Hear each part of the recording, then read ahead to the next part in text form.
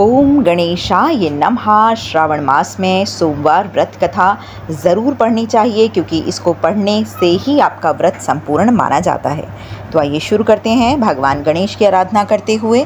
और अपने हाथों में कोई भी आप अनाज ले सकते हैं, जैसे आप चावल ले सकते हैं, गेहूं के कुछ दाने ले सकते हैं, या फिर नहीं है कुछ भी तो आप पुष्प भी ले सकते हैं। और उसके बाद इस व्रत कथा को सुनिए। श्रावण सोमवार की कथा के अनुसार अमरपुरी नगर में एक धनी ब्राह्मण रहता था। दूर दूर तक उसका व्यापार फैला हुआ था। नगर में उस व्यापारी का सभी लोग सम्मान किया करते थे और इतना सब कुछ होने के बावजूद भी वह व्यापारी अंतर्मन से बहुत ही दुखी था, क्योंकि उस व्यापारी का कोई भी पुत्र नहीं था। दिन रात उसे एक ही चिंता सताती रहती कि उसकी मृत्यु होने के बाद उसके इतने बड़े व्यापार और धन संपत्ति को कौन संभालेगा। पुत्र पाने की इच्छा से वह व्यापारी प्रति सोमवार भगवान शिव की पूजा व्रत किया करता था और सायंकाल को व्यापारी शिव मंदिर में जाकर भगवान शिव के सामने घी का दीपक भी जलाया करता था। उस व्यापारी की भक्ति को देखकर एक दिन माँ पार्वती ने भगवान शिव से कहा कि हे प्राणनाथ, यह व्यापारी आपका सच्चा भक्त है। कितने दिनों से यह सोमवार की व्रत और पूजन नियमित रूप से कर रहा है। भगवान आप इस व्यापारी की मनोकामना अवश्य ही पूर्ण करें। भगवान शिव ने मुस्कुराते हुए कहा कि हे पार्वती, इस संसार में सबको उसके कर्मों के अनुसार ही फल की प्राप्ति होती है। प्राणी जैसा कर्म करते हैं उन्हें वैसा ही फल प्राप्त होता है। इसके बावजूद पार्वती जी नहीं मानी। उन्होंने आग्रह करते हुए कहा कि नहीं प्राणनाथ, आपको इस व्यापारी की इच्छा पूर्ण करनी ही पड़ेगी। यह आपका अनन्य भक्त है। प्रति सोमवार को आपका विधिवत व्रत रखता है। पूजा अर्चना के बाद आपको भोग लगाकर एक समय ही भोजन ग्रहण करता है। आपको इसे पुत्र प्राप्ति का वरदान देना ही होगा। पार्वती जी का इतना आग्रह देखकर भगवान शिव ने कहा, तुम्हारे आग्रह पर मैं इस व्यापारी को पुत्र प्राप्ति का वरदान देता हूँ, लेकिन इसका पुत्र 16 वर्ष तक ही जीवित रहेगा।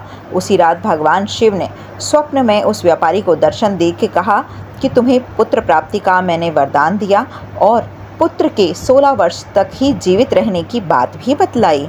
भगवान के वरदान से व्यापारी को खुशी तो हुई, लेकिन पुत्र की अल्पायु की चिंता से उस एक खुशी को नष्ट कर दिया। व्यापारी पहले की तरह सोमवार का विधिवत ही व्रत रखता रहा। कुछ महीनों के पश्चात उसके घर में अति सुंदर पुत्र उत्पन्न हुआ। पुत्र जन्म से व्यापारी के घर में खुशियां भर गईं। बहुत धूमधाम से पुत्र जन्म का समारोह मनाया गया। व्यापारी को पुत्र जन्म की अधिक खुशी नहीं हुई, क्योंकि उस पुत्र की अल्प आयु का रहस्य उसे पता था। यह रहस्य घर में किसी को भी मालूम नहीं था। विद्वान ब्राह्मणों ने उस पुत्र का नाम अमर रखा। जब अमर 12 वर्ष का हुआ तो शिक्षा के लिए उसे वाराणसी भेजने का निश्चय किया गया। व्यापारी ने अमर को उसके मामा दीपचंद को बुलाया और कहा कि अमर को शिक्षा प्राप्त करने के लिए वाराणसी छोड़ आओ। अमर अपने मामा के साथ शिक्षा को प्राप्त करने के लिए वहां चला गया।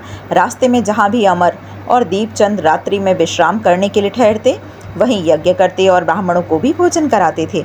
लंबी यात्रा के बाद अमर और दीपचंद एक नगर में पहुंचे। उस नगर के राजा की कन्या के विवाह की खुशी में पूरे नगर को सजाया गया था। निश्चित समय पर बारात आ गई और लेकिन वर का पिता अपने बेटे के एक आंख के काणे होने के कारण बहुत ही चिंतित था। उसे इस बात का भय सता रहा था कि राजा को इस बात का पता चलने पर कहीं वह विवाह से इनकार न कर दे, इससे उसकी बदनामी होगी। वर के पिता ने अमर को देखा तो उसके मस्तिष्क में एक विचार आया। उसने सोचा, क्यों ना इस लड़के को ही दूल्हा बनाकर राजकुमारी से विवाह करा दूं और विवाह के बाद इसको धन देकर विदा कर दूं और राजकुमारी को अपने नगर में ले जाऊंगा। वर के पिता ने इसी संबंध में अमर और दीपचंद से बात की। दीपचंद ने धन मिलने के लालच से वर के पिता की बात को स्वीकार कर लिया और अमर को दूल्हे के वस्त्र पहनाकर राजकुमारी चंद्रिका से विवाह करा दिया गया। राजा ने बहुत सा धन देकर राजकुमारी को विदा किया। अमर जब लौट रहा था तो सच छुपा नहीं सका और राजकुमारी की ओढ़नी पर लिख दिया, राजकुमारी चंद्रिका, तुम्हारा विवाह तो मेरे साथ हुआ है और मैं तो वाराणसी में शिक्षा प्राप्त करने के लिए जा रहा हूँ। अब तुम्हें जिस नवयुवक की पत्नी बनना पड़ेगा वह तो काणा है। जब राजकुमारी ने अपनी ओढ़नी पर लिखा हुआ पढ़ा तो उसने काणे लड़के के साथ जाने से इनकार कर दिया। राजा ने सब बातें जानकर राजकुमारी को महल में रख लिया। उधर अमर अपने मामा दीपचंद के साथ ही वाराणसी पहुंच गया और अमर ने गुरुकुल में पढ़ना शुरू कर दिया। जब अमर की आयु 16 वर्ष की पूरी हुई तो उसने एक यज्ञ किया। यज्ञ की समाप्ति पर ब्राह्मणों को भोजन कराया गया और खूब अन्न वस्त्र दान किए गए। रात को अमर अपने शयन कक्ष में सो गया। शिव के वरदान के अनुसार शयनावस्था में ही अमर के प्राण पखेरु उड़ गए।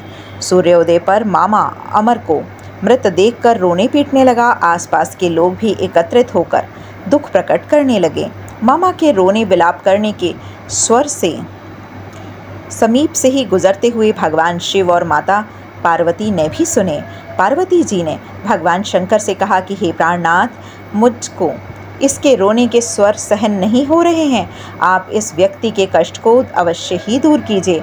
भगवान शिव ने पार्वती जी से कहा कि अदृश्य रूप से समीप जाकर अमर को देखा तो पार्वती जी से बोले, पार्वती, यह तो वही व्यापारी का पुत्र है, मैंने जिसे 16 वर्ष का वरदान दिया था। इसकी आयु तो अब पूर्ण हो चुकी है। पार्वती जी ने फिर भगवान शिव से निवेदन किया कि हे प्राणनाथ, आप इस लड़के को जीवित कर दीजिए, नहीं तो इसके माता पिता पुत्र की मृत्यु के कारण ही रो रो कर अपने प्राणों को त्याग देंगे।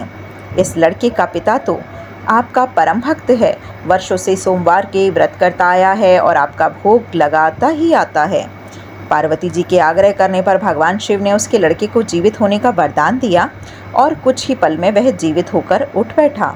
शिक्षा समाप्त करने पर अमर मामा के साथ अपने नगर की ओर चल दिया।